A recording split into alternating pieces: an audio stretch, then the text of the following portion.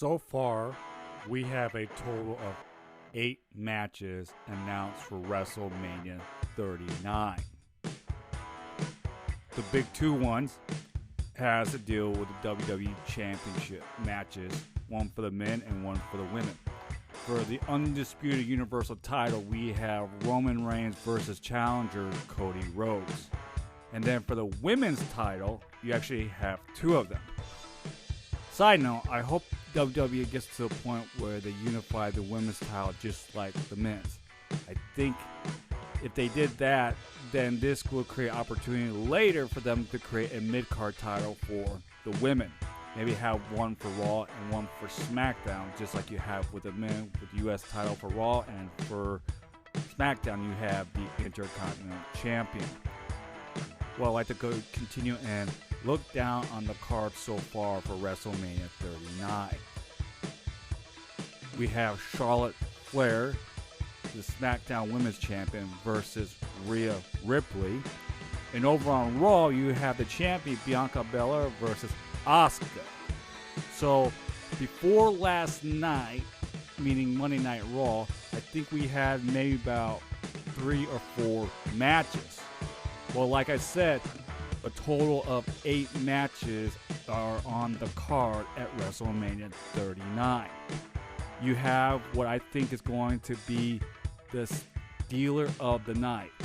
I think Logan Paul versus Seth Rollins will be WrestleMania 39's Ricky Steamboat versus Macho Man. I think that card right there, that match right there could steal the show.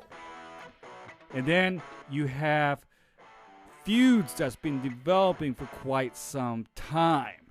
And they deal with Rey Mysterio, they deal with Judgment Day, and they deal with Edge.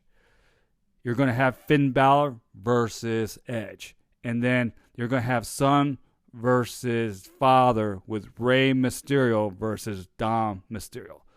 Those two matches right there are great examples of WWE building up feuds. They've been building up Rey versus Dom since the end of last year. And then also at the end of last year, you had Edge versus Finn. And then you have another match that was kind of announced before the Elimination Chamber.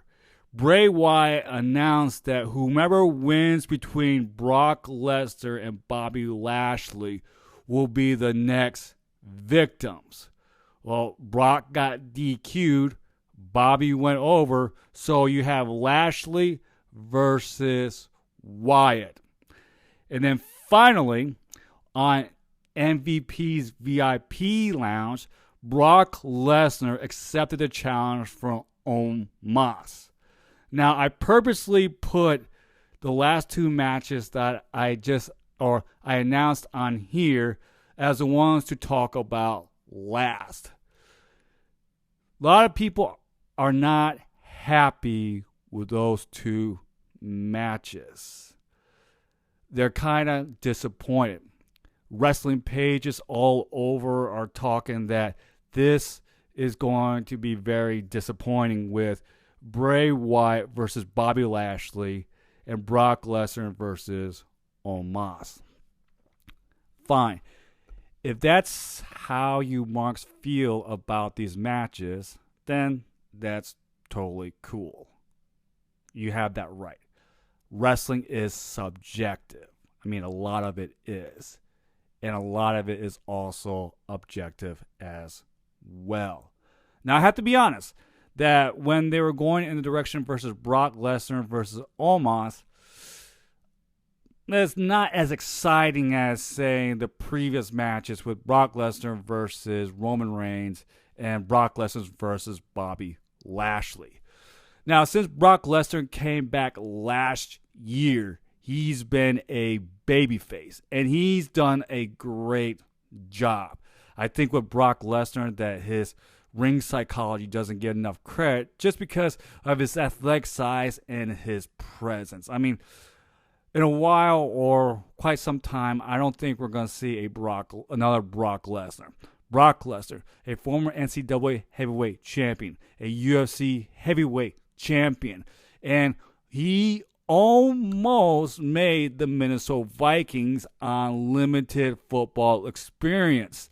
When Brock Lesnar went out to try out for them, he put up combine numbers that was as equivalent to the number one draft pick in the NFL.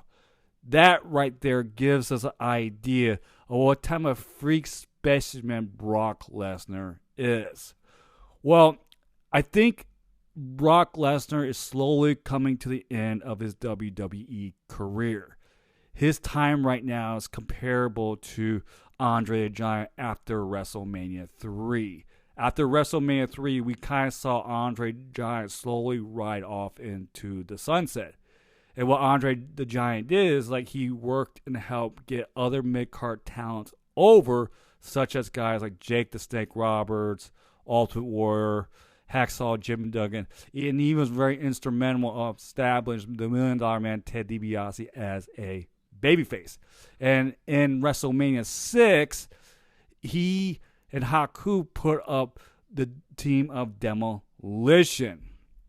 Well, I think with Brock Lesnar, you're seeing that. I mean, he's put over Roman Reigns, and he's continued to put over Bobby Lashley. Now, last match of Bobby Lashley ended up in DQ. So we have not reached a conclusion, and that means somewhere down the line, they're going to do Lashley versus Lesnar 4.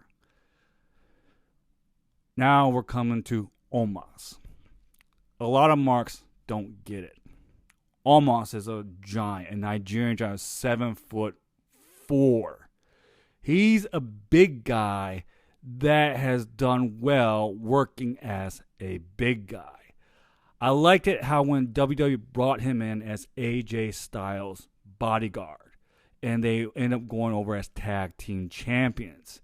And throughout that run for Omos, the WWE did a great job of making him like a true giant, which he is.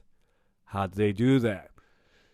They made it very difficult for wrestlers to get him off his feet. And as they got closer, they kind of teased it in a similar fashion in Andre the Giant versus Hulk Hogan at WrestleMania 3. When Andre the Giant finally fell, the crowd erupted. And then finally when Omos fell, the crowd erupted. Omos, from what I heard, has been working with Kevin Nash, and you can see it. There's a spots where he does the snake eyes, where he drops the guy, he carries the guy over the shoulder, he drops him over on a turnbuckle, and then he would bounce up, he will go on one end of the road, he'll come back and he'll do like a big boot. That's the same thing that Kevin Nash did. Omos is an attraction. How many promoters are going to find a 7'4", nearly 500-pound Nigerian giant? And the WWE has invested a lot in him. Now, a lot of people feel that is considered a downgrade for Brock Lesnar. Well, it doesn't matter because fans or marks just complain that, oh, it's Brock Lesnar versus Roman Reigns. Oh, we saw this. It's Brock Lesnar versus Bobby Lashley. And yet they tune in and they go, ooh, ah. I think that Brock Lesnar looks at working with a guy like Omos as a personal challenge. Can Brock Lesnar get the crowd into their match and make something special between them two? I think Brock Lesnar sees it as a challenge, and who knows, some way, somehow, Omos could be going over on Brock Lesnar. He gets put over. He has something to push towards. You know, marks are constantly crying about, oh, Brock Lesnar, he always goes over, he always wins. Not true. They're just emotionally filled. They can't see what's going on. And I think that with Brock Lesnar versus Omos, that I think it's going to set something up down towards SummerSlam or something in the next year. And I think it may have something to do with the Hurt Business and Wyatt 6, or the Wyatt family. So you have Bobby Lashley versus Bray Wyatt. Now, to be honest, to me, I'm more excited about that match than I am about Lesnar versus Omos. Lesnar versus Omos is interesting, and I want to see what happens and what direction WWE is going to go with them at WrestleMania. Bobby Lashley. In the previous podcast, I was talking about that he could possibly be the dark horse that dethrones Roman Reigns. Last year, Bobby Lashley has been a really amazing babyface. And now, right now, WWE has quite a bit of baby faces. I mean, you look at Cody Rhodes, Seth Rollins, you have Sami Zayn, you have Kevin Owens, and the list goes on and on. You can throw Montez Ford in there.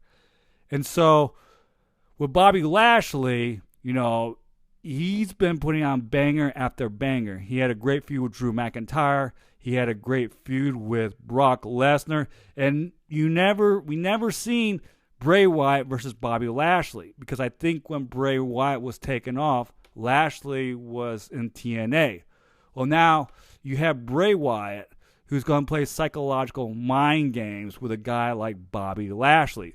And Bobby Lashley came out on Monday Night Raw and says, I'm not here to play games. You don't want to play with me.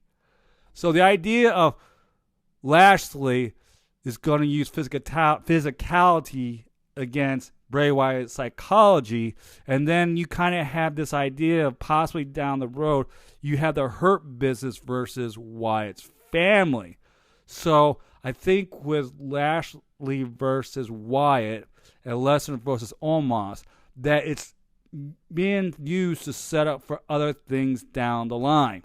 Remember how the Bloodline started. A lot of people weren't that excited when Roman Reigns was a champion and defeated a Fiend, and then he was feuding with Jey Uso, and then they kind of built, and look at where it is. Now, I'm not saying the Hurt Business and the Wyatt is going to be on the same level as the Bloodline, but we don't know that. Until these matches happen, then I think we could say, okay, it didn't work. That was not a good idea. Until that, I think we should remain intrigued. If you're a WWE loyalist, then you know that the WWE is going to do all it can to put out the show of shows at WrestleMania 39. And I'm Johnny Alpha, and I'm out. Listen to me, Dad. We gotta cooperate. We have no choice. We're almost broke. Oh, that's great. I can taste the bubbles. Over at A Top Guys Professional Wrestling. I'm over at WordPress.com, atopguys.wordpress.com.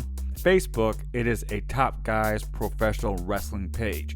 Twitter is at A Top Guys, and I do have a YouTube channel over at A Top Guys. And over at Rumble, I'm over at A Top Guys.